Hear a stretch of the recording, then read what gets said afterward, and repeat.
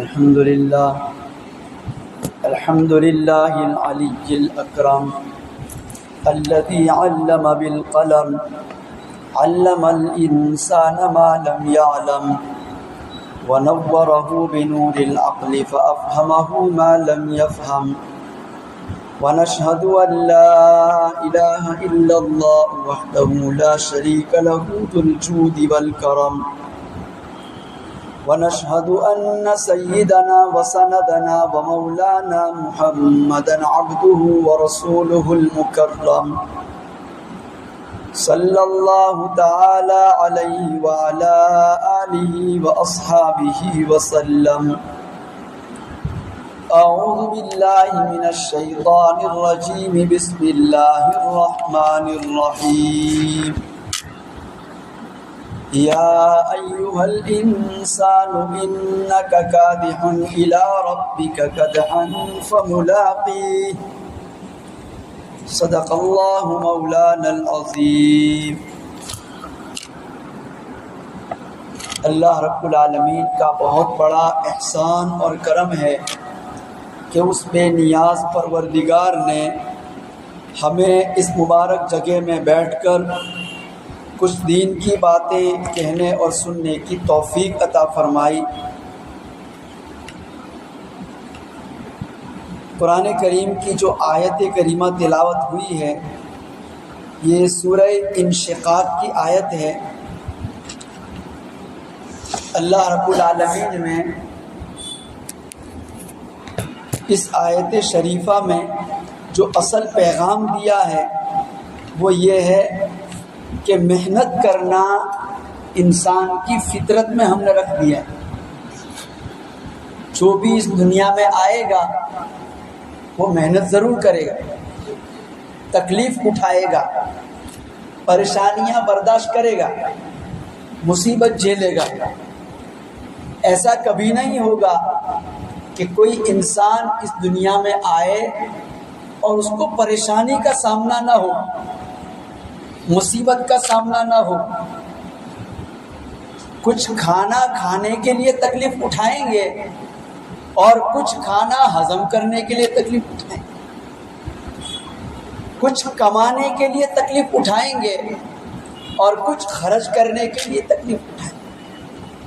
تکلیف ہر حال میں اس دنیا میں آنے والے انسان کے لیے اللہ نے مقدر کر دیا. اس کو اللہ فرماتے ہیں یا ایھا الانسان، اے انسان. انسان میں سب آ گئے، وہ انسان بھی آ گیا جو مسلمان ہے اور وہ انسان بھی شامل ہے جو نان مسلم ہے. وہ انسان بھی شامل ہے جس کو ہم مرد کہتے ہیں اور وہ انسان بھی شامل ہے جس کو ہم عورت کہتے ہیں. گویا مرد، عورت، مسلم، نان مسلم، امیر، غریب، چھوٹے بڑے، بادشاہ، پبلک، سب آ گئے ایک لفظ میں. اللہ خطاب کرتے ہیں یا ایھا الانسان، اے انسان ذرا میری بات سن، کچھ کہنا چاہتا ہوں. یا اللہ آپ کیا فرمانا چاہتے ہیں؟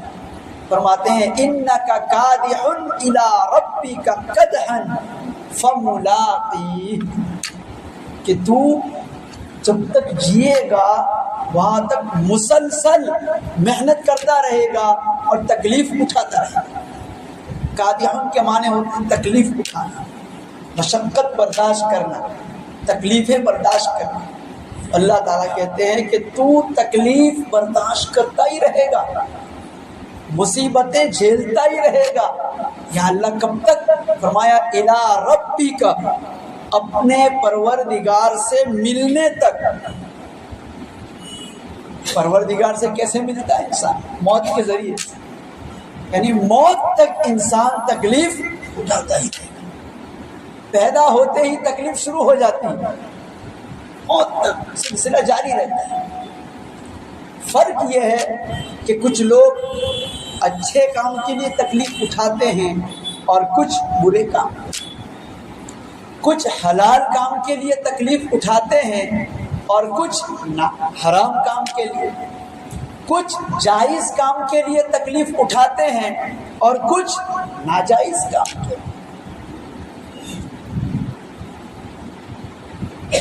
کچھ ایسے کام کے لیے تکلیف اٹھاتے ہیں کہ جس پر ان کو شاباش دی جاتی ہے، اور کچھ ایسے کام کے لیے تکلیف اٹھاتے ہیں کہ جس سے ان کو ڈانٹا جاتا ہے، کوسا جاتا ہے.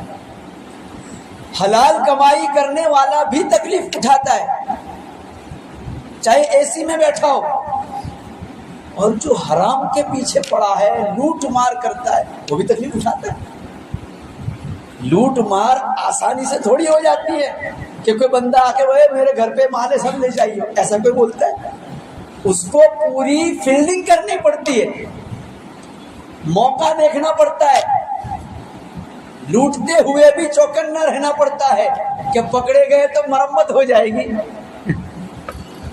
جو انسان شادی کرتا ہے حلال ہے، تکلیف اٹھاتا ہے، لیکن جو زنا کرتا ہے وہ بھی تکلیف اٹھاتا ہے.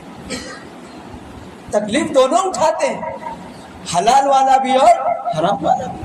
لیکن قرآن کہہ رہا ہے اِنَّكَ كَادِحٌ إِلَىٰ رَبِّكَ، ہر ایک کو محنت کرنا ہے. تو یہ انسان کی فطرت اللہ تعالیٰ بتلا رہے ہیں، انسان کی نیچر اللہ تعالیٰ بتلا رہے ہیں. لہذا ہمیں چاہیے کہ ہم محنت کے لیے تیار رہیں. کوئی پریشانی آتی ہے تو اس کو برداشت کرنے کے لیے تیار رہیں، گھبرائے نہیں، آتم ہتیا نہ کر جائیں. کیوں؟ یہ ہماری فطرت میں ہے. یقین کر لیں رب کہہ رہا ہے کہ یہ تمہاری فطرت میں رکھ دیا گیا. کب تک ہے یہ؟ بس الی ربک، تیرے رب سے ملنے تک. اب ایک سوال رہتا ہے کہ جب انسان محنت کرے گا تو اس کا بدلہ بھی تو ملنا چاہیے نا.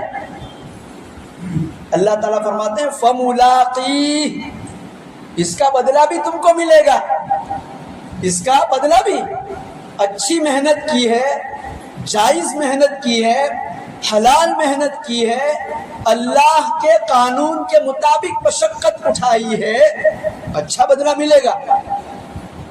اور اگر اپنی مرضی سے محنت کی ہے، اللہ کے قانون سے ہٹ کر زندگی گزاری اور تکلیفیں اٹھائی، تو وہاں بھی بدلہ تو ملے گا لیکن برا. اللہ تعالیٰ انسان کے ذہن کو اصل میں آخرت کی طرف لے جاتے ہیں. انسان کچھ وہ ہیں جو پوری زندگی اللہ کے قانون کے مطابق گزارتے ہیں، چاہے وہ عبادت ہو، چاہے معاملات ہو، چاہے رہن سہن ہو، چاہے شادی بیاہ ہو، چاہے کام دھندا ہو. ہر چیز اور ہر کام اللہ کے قانون کے مطابق کرتے ہیں. تکلیف ہوگی ان کو بھی. ہم نماز پڑھنے آتے ہیں، تکلیف ہوتی ہے نا، یقیناً ہوتی، اس میں کوئی شک نہیں. گھر سے مسجد تک آنا تکلیف کا چیز ہے. فجر میں میٹھی نیند کو چھوڑنا بہت بڑی تکلیف ہے. ظہر میں چلچلاتی دھوپ میں آنا، یا شدید بارش میں آنا، یا شدید سردی میں آنا، اپنے کام کو آگے پیچھے کرنا، عصر میں کام کاج کو آگے پیچھے کرنا، مغرب میں مینج کرنا، عشاء میں کھانے کا وقت ہوتا ہے، کام سے فارغ ہو کر تھکا ہرا آدمی گھر پہنچا ہے کہ مؤذن صاحب عشاء کے لیے اذان دے دیتے ہیں، بندہ چھوڑ چھاڑ کے آتا ہے. نیند کا غلبہ ہے، سونے کو جی چاہتا ہے، لیکن بندہ کہتا ہے میرے رب نے بلایا ہے، میں ذرا وہاں ہو کے آ جاؤں. عورت کہتی ہے دن بھر تھک چکی ہوں، جسم آرام چاہ رہا ہے، لیکن عشاء کی نماز پڑھ کے سوؤں گی. کیوں؟ میرے رب نے حکم دیا ہے. تو یہ وہ محنت ہے، یہ وہ تکلیف ہے. رمضان کا مہینہ آتا ہے، بھوک کی تکلیف برداشت کرتا ہے انسان، پیاس کی تکلیف برداشت کرتا ہے. اللہ نے رمضان کا مہینہ عجیب و غریب انداز میں رکھا. کبھی گرمی میں آتا ہے، کبھی سردی میں آتا ہے، کبھی بارش میں آتا ہے. ہر سال 10 دن کا فرق پڑتا ہے، اور اس طرح 30 سال کی عمر میں انسان کی زندگی میں تینوں موسم روزے کے آ جاتا ہے. کیا آزمائش ہے رب العالمین کی طرف سے. اگر ایسا ہوتا جیسے دوسروں کے یہاں ہوتا ہے، ایک تاریخ فکس، اسی میں وہ آتا ہے، تو تب تو کوئی امتحان نہ ہوتا. اللہ نے امتحان لیا ہے انسان کا. نمازوں کے اوقات بھی بڑے عجیب و غریب اللہ نے سیٹ کیے. انہی وقتوں میں نماز پڑھنا ضروری. اپنی مرضی نہیں چلے گی. کوئی کہے میں صبح 8 بجے نماز پڑھ لوں, چلے مولوی صاحب؟ نہیں چلے. مولوی صاحب دن بھر کام میں رہتا ہوں, ساری نماز ایک ساتھ گھر پہ جا کے پڑھ لوں تو چلے گی نہیں. مولوی صاحب یہ نہیں چلے. مولوی صاحب ایسا کرے تو چلے گی نہیں, میں تم کو پیسہ دے دوں میری طرف سے تم پڑھ لیو, نہیں چلے. یہ بھی فتنہ ہے, کچھ لوگ کرتے ہیں یہ بھی, اور ان کے گمراہ مولوی ان کو گمراہ بھی کر رہے ہیں اپنا پیٹ پالنے کے لیے. نماز ایڈوانس میں پڑھنے کی اجازت نہیں ہے کہ پہلے ہی ساری نماز پڑھ لی پوری زندگی کی, کہ چلو آج چھٹی ہے, اتوار ہے, ہفتے بھر کی پڑھ لوں. اس کی اجازت نہیں ہے. ویسے ہی رمضان کا مہینہ ہے, ہر سال الگ الگ انداز میں رمضان کا مہینہ آتا ہے. تکلیف ہوتی ہے لیکن بندہ تکلیف اٹھا رہا ہے صرف اس لیے کہ میرا مالک راضی ہو جائے.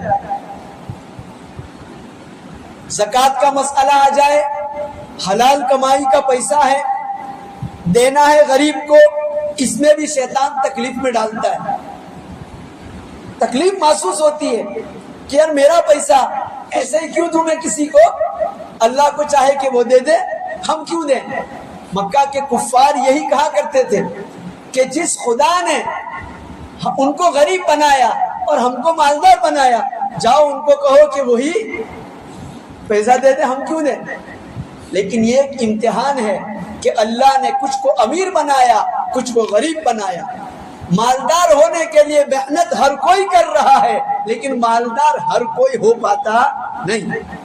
کیوں؟ یہ اللہ کا نظام ہے, نظام خدا بندی ہے یہ. تو امیروں کو حکم ہوا کہ تم 40واں حصہ دو. زندگی میں ایک بار حج فرض کر دیا, کسی بھی طریقے سے پہنچنا ہے. لوگ جا رہے ہیں, تکلیف اٹھاتے ہیں, 5 دن کی تکلیف ہے لیکن اتنی خطرناک ہوتی ہے کہ آدمی کو سمجھ آ جاتی ہے کہ واقعتاً امتحان ہے, واقعتاً امتحان ہے. شدید گرمی کا موسم ہو لیکن لاکھوں کی بھیڑ ہوتی ہے, امیر بھی ہوتے ہیں, غریب بھی ہوتے ہیں. ایک چادر نیچے باندھ رکھی ہے, ایک چادر اوپر ہے, سر پہ کچھ رکھنے کی اجازت نہیں, ٹوپی پہننے کی اجازت نہیں, جوتا بھی اچھا والا نہیں, 2 پٹی والی چپل سیدھی سادی اسی کو پہن کے چلو. مستقل امتحان. لیکن انسان رب کو راضی کرنے کے لیے تکلیف اٹھا لیتا ہے. تو اللہ فرماتے ہیں کچھ یہ ہیں, کچھ خوش نصیب انسان یہ ہیں جو ہمارے قانون پر چل کر تکلیف اٹھاتے ہیں. ابا انتقال کر گئے یا امی کا انتقال ہوا, ان کی وراثت کو تقسیم کرنے کا مسئلہ ہے. ایک چاہتا ہے سب کچھ میں لے لوں, لیکن کچھ خوش نصیب وہ ہیں جو کہتے ہیں چلو اپنے حصے میں 2 روپیہ آئے تو 2 روپیہ, لیکن وہ اللہ کی طرف سے ہے, ہمیں کسی اور کا حق نہیں مارنا ہے, دے دو. دل پہ پتھر رکھ کر ہر ایک کا حصہ اس کو دے دیتے ہیں. بھلے اپنے حصے میں 2 روپیہ آیا, بھلے اپنے حصے میں 54 آئی, اسی میں خوش, دوسرے کا کھانے کے لیے بالکل تیار نہیں. اور یہ بہت بڑی قربانی ہے, یہ بہت بڑی تکلیف کی بات ہے کہ بڑا ہے, طاقتور ہے, اگر وہ سب کا کھا بھی جائے گا تو کوئی اس کا کچھ نہیں بگاڑ سکیں گے. اس کے باوجود خالص اللہ سے ڈرتے ہوئے, اللہ کو راضی کرنے کے لیے وہ یہ کہہ رہا ہے کہ نہیں, یہ وراثت تو میرے رب نے تقسیم کر دی. بہن کا جو حصہ تھا مجھے پہنچانا فرض ہے, شوہر مر گیا ہے تو بیوی کا حصہ پہنچانا فرض ہے. امی کا انتقال ہوا, اس کے مال میں سے ابا کا حصہ اللہ نے فکس کر دیا, مجھے دینا ہے, میں دے دوں گا. ہر ایک کو دل پہ پتھر رکھ کر دے دیتا ہے, حالانکہ اس کو پیسوں کی ضرورت ہے, وہ بیچارہ حالات میں گزر رہا ہے, لیکن پھر بھی اللہ کو راضی کرنے کے لیے تکلیف اٹھاتا ہے اور حرام کے اوپر قدم نہیں جماتا, حلال کے پیچھے دوڑتا ہے اور ہر ایک کو اس کا حق دے دیتا ہے. کچھ یہ ہے جو اللہ کو راضی کرنے کے لیے اس کے قانون پر عمل کرتے ہوئے تکلیف اٹھاتے ہیں، اور کچھ وہ ہیں جو اپنی مرضی کی زندگی جیتے ہیں، رات میں 12 بجے سوتے ہیں، دن میں 12 بجے اٹھتے ہیں، نمازوں کی پرواہ نہیں۔ اگر کوئی سوچتا ہے کہ وہ بھی آرام میں ہے، غلط سوچ رہا ہے۔ ان کی زندگی جا کے دیکھو، وہ آپ سے زیادہ پریشانی مبتلا ہے۔ آپ فجر کی نماز کا سوچ کر عشاء پڑھ کے فوراً سو گئے، اللہ نے آپ کو سلا دیا، آرام سے فجر ہوتے ہوتے نیند مکمل ہو گئی۔ اس کم وقت کو اللہ نے شیطان کے حوالے کر دیا، شیطان اس کو 2-3 بجے سے پہلے سونے نہیں دیتا۔ وہ کوشش کرتا ہے سونے کی، لیکن شیطان سونے نہیں دیتا۔ جب سونے کا وقت تھا تب نہیں سونے دیا، اور جب جاگنے کا وقت تھا اب سو رہا ہے۔ یہ ہے نظام کی گڑبڑی جس میں شیطان انسان کو مسلط ڈال دیتا ہے، اور یہ سب سے بڑی تکلیف کی چیز ہے۔ تو جو اللہ کے راستے سے ہٹ کر جیے گا تکلیف اس کو بھی ہوگی۔ اب رب العالمین ہمیں بتاتے ہیں کہ جس نے ہمارے قانون کے مطابق زندگی گزاری اس کو ہم اچھا بدلہ دینے والے ہیں، جس کی طرف اللہ پاک رہنمائی کرتے ہیں، فَمُلَاقِيهِ، تم اپنے انجام کو ضرور ملو گے، تمہیں تمہارا بدلہ ضرور ملے گا۔ نیک کام کیے ہوں گے، ہماری مرضی کے مطابق چلے ہوں گے، ہمارے قانون کا فالو کیا ہوگا، ہم تمہیں ضرور نوازیں گے انعام سے۔ اور اگر ہماری مرضی کے خلاف جی کر آئے تو پھر برا بدلہ اور سزا بھی تم کو ضرور ملنے والی ہے۔ یا اللہ، اچھے کام کرنے والے کو بدلہ کب ملے گا؟ برے کام کرنے والے کو سزا کب ملے گی؟ اللہ تعالیٰ اب اس کا جواب دیتے ہیں۔ فرمایا اذا السماء انشقت وَأَذِنَتْ لِرَبِّهَا وَحُقَّتْ وَإِذَا الْأَرْضُ مُدَّتْ وَأَلْقَتْ مَا فِيهَا وَتَخَلَّتْ وَأَذِنَتْ لِرَبِّهَا وَحُقَّتْ، یہ جواب دیا اللہ نے۔ اللہ فرماتے ہیں یہ تمہارے اچھے کاموں کا بدلہ اس دنیا میں ملنے والا نہیں ہے، ابھی صرف کام کرتے جانا ہے۔ اگر کوئی یہ سوچے کہ میری نماز کا بدلہ یہی مل جائے، وہ غلط سوچ رہا ہے۔ اگر کوئی سوچے کہ فلاں نے چور کو چوری کا بدلہ دنیا میں سزا مل جائے، غلط سوچ رہا ہے۔ دنیا میں تو ملے، یہاں اصل نہیں ہے، اصل سزا آخرت کی ہے، اور اصل انعام بھی آخرت کا ہے۔ لہذا اللہ تعالیٰ انسانوں کو ہدایت کرتے ہیں کہ تم دنیا میں کام کرنے کے لیے بھیجے گئے ہو، آخرت کی تیاری کے لیے، جنت کی نعمتیں کمانے کے لیے ہم نے تم کو بھیجا ہے۔ محنت کرتے جاؤ، محنت کرتے جاؤ، ابھی انعام کا تصور بھی مت کرو۔ یا اللہ انعام ملے گا؟ فرمایا ضرور۔ کب ملے گا؟ فرمایا تب ملے گا جب آسمان پھٹے گا۔ اذا السماء انشقت، آسمان پھٹے گا۔ 7 آسمان بنائے اللہ نے، 7 آسمان ایک کے اوپر ایک، اور ہر آسمان کے بیچ میں اتنا فاصلہ ہے کہ انسان کروڑوں سال تک تیز رفتار سواری سے سوار کرتا چلا جائے تب جا کر کے ایک آسمان پہ پہنچے گا۔ ابھی تک انسان پہلے آسمان تک بھی نہیں پہنچا ہے، کوشش کر رہا ہے لیکن پہنچ نہیں پا رہا، اتنا اوپر ہے۔ 7 آسمان بنائے، سب سے پہلے 7واں آسمان پھٹے گا، پھر چھٹا، پھر 5واں، پھر چوتھا، پھر تیسرا، پھر دوسرا، اور پہلا جو آسمانی رنگ کا ہمیں دکھائی دیتا ہے۔ اللہ تعالیٰ کہتے ہیں اس طرح 7 آسمان پھاڑ دیے جائیں گے۔ اذا السماء انشقت، آگے ایک جملہ عجیب بیان کرتے ہیں، فرماتے ہیں وَأَذِنَتْ لِرَبِّهَا وَحُقَّتْ، ہمارے حکم پر عمل کرنا آسمان کے لیے لازم ہے، فرض ہے۔ اس کو کوئی اختیار نہیں کہ اپنی مرضی چلائے، ہم نے جیسا کہا ویسے ہی آسمان کرے گا، ہماری بات کو سنے گا بھی اور خود ہی پھٹنا شروع ہو جائے گا۔ یہ اللہ کی عظیم ذات ہے. جس طرح آج زمین پھٹتی ہے نا دانے کو نکلنے کے لیے، اللہ کے حکم سے زمین پھٹتی ہے اور اس میں سے دانا نکلتا ہے اور بڑا تناور درخت بن جاتا ہے. اللہ تعالیٰ کہتے ہیں ہم آرڈر کریں گے آسمان کو کہ پھٹ جاؤ، جگہ جگہ سے پھٹنا شروع ہو جائے گا. لوگوں کو لال لال کلر دکھے گا، گلابی کلر، آسمان گلابی رنگ کا نظر آئے گا جب وہ پھٹے گا. آگے فرماتے ہیں وَإِذَا الْأَرْضُ مُدَّتْ، زمین کو پھیلا دیا جائے گا، چٹیل میدان بنا دیا جائے گا زمین کو. نہ اس میں کوئی پہاڑ، نہ اس میں کوئی بنگلہ، نہ اس میں کوئی کارخانہ، نہ کوئی خلیفہ برج، نہ کوئی فلانا برج، نہ کوئی قطب مینار، کچھ بھی نہیں رہے گا. نہ 50 مالے کی بلڈنگ ہوگی، نہ 100 مالے کی. پوری زمین چٹیل میدان، نہ کوئی ندی نالے، نہ کوئی کھڈا اور نہ کوئی پہاڑ، کچھ بھی نہیں. اسی زمین کو، جس زمین پر آج ہم رہ رہے ہیں، جہاں پہاڑ بھی ہیں، سمندر بھی ہیں، ندی نالے ہیں، کھائیاں ہیں، سب کچھ ہیں، عمارتیں ہیں، درخت ہیں، لیکن جب قیامت کا میدان سجانے کی باری آئے گی اس وقت کا منظر اللہ تعالیٰ ابھی بیان کرتے ہیں اور فرماتے ہیں وَإِذَا الْأَرْضُ مُدَّتْ، زمین کو پھیلایا جائے گا، ربر کی طرح کھینچا جائے گا اس کو اور پھیلا دیا جائے گا. پہاڑ ختم، ندی نالے سب ختم کر دیا جائے گا. چٹیل میدان، ایک کنارے سے کوئی کسی کو دیکھو تو آگے دوسرا نظر آ جائے گا. چٹیل میدان کیوں؟ تاکہ آدم علیہ السلام سے لے کر قیامت تک آنے والا ایک ایک انسان اس میدان میں جمع ہو سکے.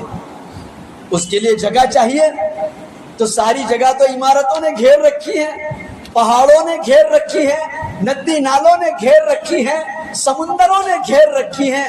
یہ جو ڈسٹربینس کھڑی کر رہے ہیں ان سارے ڈسٹرب کرنے والوں کو پہلے ہی ختم کر دیا جائے. اس کے بعد زمین کو پھیلا دیا جائے گا. پھر کیا ہوگا زمین کو؟ اب اس کو پھیلانے کے لیے اللہ میاں کو JCB کی ضرورت نہیں پڑے گی کہ چلو بھائی آ جاؤ پہاڑ توڑو اور ہموار کرو.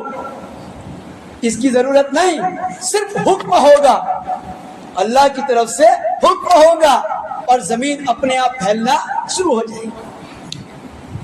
ایک اور کام کا زمین کو حکم دیا جائے گا وَأَلْقَتْ مَا فِيهَا وَتَخَلَّتْ، اپنے اندر کے سارے مردے باہر کر. دفن ہو رہے نا سارے. کچھ لوگ اپنے مردوں کو جلاتے ہیں، وہ سمجھتے ہیں کہ ہمارے تو نہیں نکلیں گے زمین سے، ان کے بھی نکلیں گے. کیوں؟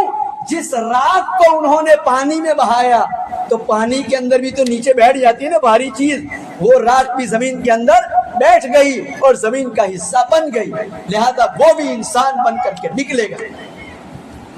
جتنے انسان قیامت تک کے دفن ہو چکے سب پر موت واقع ہو جائے گی. وہ سارے مردوں کو زمین اپنے آپ نکال کر کھڑا کر دے گی. انسان مردے جسم کے ساتھ لکڑی کی طرح کھڑا ہو جائے گا.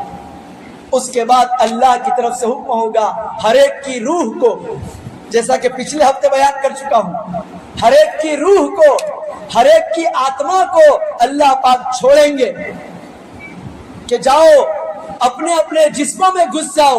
وہ ہر ایک اپنے اپنے جسموں کے اندر چلی جائے گی. کوئی روح کسی دوسرے کے جسم میں نہیں جانے والی، ہر ایک کی روح اسی کے جسم میں پہنچے گی اور جیسے ہی روح پڑے گی یہ چلتا پھرتا دیکھتا سنتا انسان بن جائے گا. اب کہے گا یا اللہ میں کہاں آ گیا. اس کا حال قرآن نے بیان کیا ہے. فرمایا اذا زلزلت الارض زلزالها واخرجت الارض اثقالها وقال الانسان ما لها. جب زمین کے مردے کھڑے ہوں گے، زمین اپنا بوجھ نکال کر باہر پھینک دے گی تو بے جان مردوں کے اندر ان کی روح ڈال دی جائے گی، جس سے وہ دیکھتا ہوگا، چلتا ہو جائے گا، سنتا ہو جائے گا اور بولنے لگے گا. پہلا جملہ جو انسان کی زبان سے نکلے گا وہ ہے وقال الانسان ما لها. یا اللہ یہ کیا دیکھ رہا ہوں؟ یہ کہاں آ گیا میں؟ کوئی عمارت نہیں، کوئی درخت نہیں، کوئی پانی کا انتظام نہیں، کہاں آ گیا؟ مالہا۔ تو یہ دوسرا آرڈر ہوگا زمین کو کہ اپنے خزانے نکال۔ بعض مفسرین نے لکھا ہے زمین کو قیامت سے پہلے پہلے بھی آرڈر ہوگا کہ جتنے خزانے اندر ہیں سب نکال۔ چنانچہ مفسرین نے لکھا ہے زمین میں گیس تو اسی وقت اللہ نے ڈال دی تھی جس وقت زمین کو اللہ نے بنایا تھا، لیکن نکلی کب؟ آج سے 100 سال پہلے۔ 100 سال پہلے کی تاریخ اٹھا کر دیکھ لیجئے، آپ کو گیس سے چلنے والی کسی چیز کا کوئی تذکرہ نہیں ملے گا۔ پیٹرول زمین کے اندر اسی وقت موجود تھا جس وقت اللہ نے زمین کو بنایا، لیکن نکالا کب؟ آج سے 100-200 سال پہلے۔ یہ جو خزانے ہیں، اب قیامت کا وقت انتہائی قریب آ چکا ہے۔ حدیث میں آتا ہے اللہ کے رسول صلی اللہ علیہ وسلم کی زندگی سے لے کر قیامت کا وقت بس اتنا ہے جیسے عصر کی نماز سے لے کر سورج غروب ہو جائے، بس اتنا، نہایت مختصر۔ تو یہ ہم جس زمانے سے گزر رہے ہیں یہ قیامت کے قریب کا زمانہ ہے۔ ابھی دیکھ لو کیسے کیسے خزانے زمین سے نکلتے ہیں۔ حدیث پاک میں آتا ہے عراق کے اندر جو ایک ندی ہے جس کو کہتے ہیں دریائے فرات، وہاں سے سونے کا پہاڑ نکلے گا، لوگ اس کو لینے کے لیے ٹوٹ پڑیں گے۔ 100 میں کا ایک انسان کامیاب ہوگا، 99 کی جان چلی جائے گی۔ اس قدر خون خرابے ہوں گے، اس قدر لڑائیاں ہونے والی۔ تو ابھی کیا کیا خزانے نکلیں گے دیکھیے ذرا۔ رب العالمین کا حکم جیسے ہوتا ہے زمین نکالنا شروع کر دیتا۔ اب یہاں تو انسان کو اللہ پاک دماغ میں ڈالتا ہے کہ یہ بھی نکال، یہ بھی نکال، یہ بھی نکال، لیکن قیامت کے دن خود ہی نکلے گا، زمین خود نکال کے پھینک دے گی۔ وَأَلْقَتْ مَا فِيهَا وَتَخَلَّتْ، آگے کہتے ہیں وَأَذِنَتْ لِرَبِّهَا وَحُقَّتْ، زمین بھی اللہ کے حکم کو دھیان سے سنے گی اور اس پر عمل کرے گی۔ ایک بات یہاں بتاتا جاؤں، ساری کائنات کو اللہ حکم دیتا ہے، ہمارے ذہن میں آتا ہے کیا آسمان کے کان ہے کہ وہ سنے گا؟ کیا زمین کے کان ہے کہ وہ سنے گی؟ کان تو ہمارے ہیں، سننے کے لیے ایک کان کا ہونا ضروری نہیں ہے۔ بہت سے انسان ایسے ملیں گے آپ کو جن کے کان تو ہیں لیکن سن نہیں سکتے، ہم کہتے بہرا ہے۔ معلوم ہوا کان یہ صرف ایک ذریعہ ہے، اور انسان کے چہرے پر کتنے خوبصورت اللہ نے لگا دیے، ہمیں شکر ادا کرنا چاہیے۔ ہاتھی کے پر لگ جاتے تو کیا کر لیتے ہم؟ اچھا دکھتا، اتنا سا منہ، اتنے بڑے کان لیے جا رہے، سونے میں تکلیف ہوتی۔ یہ جو ایئر فون لگے ہوئے ہیں یہ اللہ پاک کی مہربانی ہے، انسان اچھا دکھے۔ یہ سنتے تب ہیں جب اللہ پاک اس میں سننے کی صلاحیت رکھتے ہیں۔ پرندے سنتے ہیں کہ نہیں؟ کیا ان کے کان کسی نے دیکھے؟ سانپ سنتا ہے کہ نہیں؟ کیا کسی نے کان ان کے دیکھے؟ نہیں دیکھے۔ چیونٹی اس کی آنکھ کسی نے دیکھی لیکن وہ دیکھتی ہے، اس کا ناک کسی نے دیکھا لیکن وہ سونگتی ہے۔ اور لکھا ہے محققین نے کہ سب سے زیادہ سونگنے کی صلاحیت اللہ نے چیونٹی کو دی ہے، قوت شامہ کہتے ہیں اس کو۔ بہت دور ایک میٹھا کوئی دانا پڑا ہوا ہے، میٹھا دانا، پہنچ جائے گی۔ آپ گھروں میں جھاڑو دیتے ہیں لیکن پھر بھی کچھ قطرے رہ جاتے ہیں، آپ سمجھتے پورا گھر کلین ہو گیا، وہ جناب چیونٹی آ کر بتاتی ہے جھاڑو ٹھیک سے نہیں لگا ہے۔ کیا رب العالمین کی کرم فرمائیہ ہے۔ چھوٹا سا جانور، نہ اس کے پیر دکھتے ہیں، نہ اس کے کان دکھتے ہیں، نہ اس کے ناک دکھتے ہیں، ارے وہ بولتی بھی ہیں، اس کا بولنا ہم کو نہیں سنائی دیتا، جس کو اللہ توفیق دے وہ سن لیتا ہے۔ حضرت سلیمان علیہ السلام نے چیونٹی کی آواز سن لی، چوٹی بول رہی تھی کہ جلدی جلدی اپنے گھروں میں چھپ جاؤ، سلیمان کا لشکر آ رہا ہے، کہیں تم کو روند نہ ڈالے، بولتی بھی ہے۔ تو سننے کے لیے، سونگنے کے لیے، بولنے کے لیے اس منہ کا، کان کا اور آنکھوں کا ہونا ضروری نہیں۔ اللہ جس چیز کو سننے کی طاقت دے وہ سننے لگ جاتا ہے، اللہ جس چیز کو بولنے کی طاقت دے بغیر زبان کے بولنے لگ جاتا ہے، اللہ جس کو دیکھنے کی طاقت دے بغیر آنکھ کے دیکھنے لگ جاتا ہے۔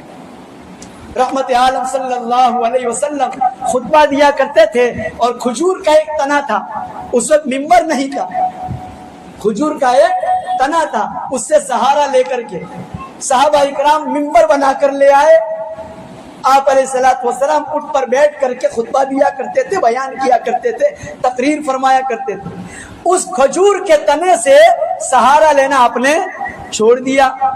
ایک دن صحابہ اکرام کہتے ہیں بچے کی طرح رونے کی آواز آئی، بچے کی طرح، یوں لگا کوئی بچہ رو رہا ہے، ہر ایک حیران ادھر ادھر دیکھ رہا ہے بچہ کہاں ہے، پوری مسجد بڑوں سے بھری ہوئی، بچہ نام کو نہیں، رو کون رہا ہے؟ رحمت دو عالم صلی اللہ علیہ وسلم نے اس کھجور کے تنے کو اپنے سینے سے لگایا اور اس کو سہلایا اور پھر وہ چپ ہو گیا۔ رونے کے لیے آنکھوں کا ہونا بھی ضروری نہیں، ہچکی بن گئی اس کی، اس قدر رویا۔ اللہ کی شان ہے تو اللہ فرماتے ہیں ہم زمین کو حکم دیں گے نکال دے اپنے خزانے، وہ انسانوں کے جسموں کو نکال کر باہر کھڑا کر دے گی۔ زمین اور آسمان اور اس میں ساری مخلوق اللہ کے حکم کی پابند ہے۔ وَأَذِنَتْ لِرَبِّهَا وَحُقَّتْ، ان کو یہ اجازت نہیں کہ وہ اپنی مرضی سے کچھ کریں۔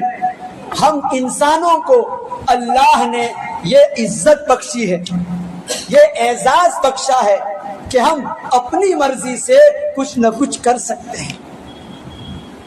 بہت سارے انسان ہیں اللہ کی مرضی کے خلاف چلتے ہیں، لیکن کوئی آفت آتی، اللہ نے اجازت دی ہے، ابھی اختیار دیا ہے، اپنی مرضی سے میری عبادت کر، اپنی مرضی سے مسلمان بن، اپنی مرضی سے نماز پڑھ، اپنی مرضی سے روزہ رکھ، تب جنت دوں گا۔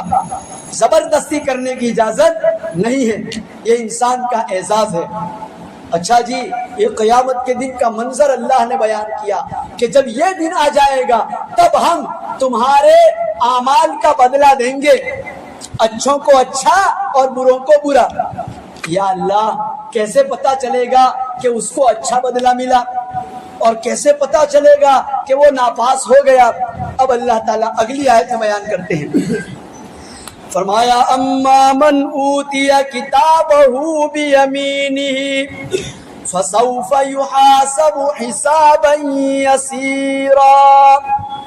اللہ فرماتے ہیں جس انسان نے ہماری مرضی کے مطابق زندگی گزاری اور ہمیں خوش کرنے کے لیے تکلیفیں اٹھائیں، صبح کی نیند چھوڑ کر کے آیا دوڑتا ہوا، عورت بھی صبح کی نیند چھوڑ کر کھڑی ہو گئی کہ چلو یار ہمارا رب بلا رہا ہے، چلو یار سر ٹکا کے آتے ہیں، سر جھکا کے آتے ہیں، رب کے دربار میں پیشانی رگڑ کے آتے ہیں اور ناک رگڑ کے آتے ہیں اور زبان سے گواہی دیتے ہیں سبحان ربی الاعلی، میرا پروردگار ہر عیب سے پاک ہے اور سب سے بلند و بالا ہے۔ بڑے خوش نصیب ہے وہ لوگ جن کو فجر کی نماز پڑھنے کی سعادت مل جاتی ہے، اور یہ توفیق اس کو ملتی ہے جو رات کو سوتے ہوئے اللہ کے سامنے روئے، یا اللہ تو سب کو توفیق دیتا ہے، مجھے بھی دے دے، یا اللہ تو نے میرے بھائی کو فجر کا نمازی بنا دیا، مجھے بھی بنا دے، میں گنہگار ضرور ہوں لیکن یا اللہ تیرا بندہ ہوں، یہ شیطان مجھے پریشان کرتا ہے، آج میں الارم رکھ کر سوؤں گا اور اللہ سے مانگ کر سوؤں گا۔ اللہ کے گھر میں بیٹھ کر قسم کھا کر میں کہتا ہوں چند دن گزریں گے آپ کی آنکھ کھل جائے گی اور مسجد تک آنا آپ کے لیے آسان ہو جائے گی۔ کر کے تو دیکھیں کوئی، آج ہماری مسجدیں خالی پڑی ہوئی ہیں فجر کے وقت، تو اللہ فرماتے ہیں جو ہماری مان کر آیا اور ہمیں خوش کرنے کے لیے اس نے تکلیف اٹھائی، اللہ کہتے ہیں اس کے سیدھے ہاتھ میں اس کو ریزلٹ کارڈ دیا جائے گا. ریزلٹ کا دن وہ ہے جس کے لیے پورا ماحول تیار کیا جائے گا, زمین کو ہموار کیا جائے گا, آسمان سے فرشتے اتریں گے اور چاروں طرف سے انسانیت کو گھیر لیں گے. کوئی بھاگ نہیں سکتا. آج کہاں بھاگے گا؟ اب ریزلٹ کارڈ تقسیم ہو رہے ہیں. اللہ کہتے ہیں جو ہماری مرضی کے مطابق آیا اس کے پاس ہونے کی علامت یہ ہوگی کہ اس کے سیدھے ہاتھ میں, رائٹ ہینڈ. اس لیے حدیث میں آتا ہے ہر اچھا کام رائٹ طرف سے کیا کرو. کھانا کھاؤ تو سیدھے ہاتھ سے, ٹوائلٹ میں جاؤ تو الٹا پیر پہلے اور نکلو تو سیدھا پیر, گھر میں جاؤ تو سیدھا پیر پہلے اور نکلو تو الٹا پیر پہلے, مسجد میں آنے لگو سیدھا پیر پہلے, اپنی آفس میں جا رہے ہو سیدھا پیر پہلے. اچھا کام سیدھی طرف سے کیا, رائٹ ہینڈ. گورا کہتا ہے اس کام سے. آج کل کم وقت کچھ لوگ ملاقات بھی الٹے ہاتھ سے لے رہے ہیں. یہ شیطان کی تعلیم ہے جو اس نے فلمی ایکٹروں کے ذریعے سے لوگوں کو دینا شروع کر دیا. چائے پئیں گے الٹے ہاتھ سے, ملاقات بھی کریں گے الٹے ہاتھ سے. یہ رسول اللہ کی سنت کے خلاف ہے. اس لیے علماء نے لکھا گھڑی وقت کی ضرورت ہے, اس کو بھی سیدھے ہاتھ میں پہنا کرو تاکہ صبح اٹھے تو پہلا کام آپ کا سیدھا ہاتھ کرے. میں اس کو سنت تو نہیں کہہ سکتا چونکہ رسول اللہ کے زمانے میں یہ چیز نہیں تھی, لیکن رائٹ ہینڈ کو فضیلت حاصل ہے, یہ وقت کی ضرورت ہے. لہذا ہمیں چاہیے کہ سیدھے ہاتھ میں گھڑی پہنے تاکہ صبح پہلا کام آپ کا یہ کرے. کتنا اچھا ہے. انسان ٹائم اچھے کام کے لیے دیکھتا ہے نا, تو یہ رائٹ ہینڈ کا استعمال کرنا چاہیے. انگریز نے لوگوں کو یوں سکھایا الٹا, لیکن رسول اللہ نے یہ سکھایا. تو فرمایا سیدھے ہاتھ میں اس کو اس کا نامہ عمل دیا جائے گا. اس کو خوشی کتنی ہوگی اگر دنیا میں نیٹ کی پریکشا میں پاس ہو جائے. خوشی ہوتی ہے کہ نہیں ہوتی؟ اچھل پڑتے ہیں. آج تو جنت کا سرٹی مل گیا, وہ کامیابی مل گئی کہ جس کے لیے پوری زندگی تکلیفیں اٹھا کر کے آیا ہے, جس کے لیے بہتوں کو ناراض کر کے آیا ہے, جس کے لیے سردی کی تکلیف برداشت کی, بارش کے موسم میں تکلیف اٹھائی, گرمی کی سرد تکلیف برداشت کی. آج اسی تکلیف کو برداشت کر کے آنے والا اپنے رب کی رضامندی کا ریزلٹ اس کے سیدھے ہاتھ میں دیکھے گا. خوشی کی انتہا نہیں رہے گی. اللہ تعالیٰ فرماتے ہیں وہ ریزلٹ کارڈ لے کر دوڑا جائے گا اپنے پریوار کے پاس جو میدان محشر میں ہوں گے. اس کے پریوار والے, اس کے دوست, اس کے احباب, اس کے شاگرد ہوں گے سب, ان کو جا کر کے دکھائے گا. اور قرآن میں ایک اور جگہ ہے, چلے وقت ہو چکا ہے, اب انشاءاللہ اگلے ہفتے آگے یہیں سے بات شروع کریں گے. اللہ تبارک و تعالی کہیں سنی باتوں پر عمل کی توفیق عطا فرمائے. وما علینا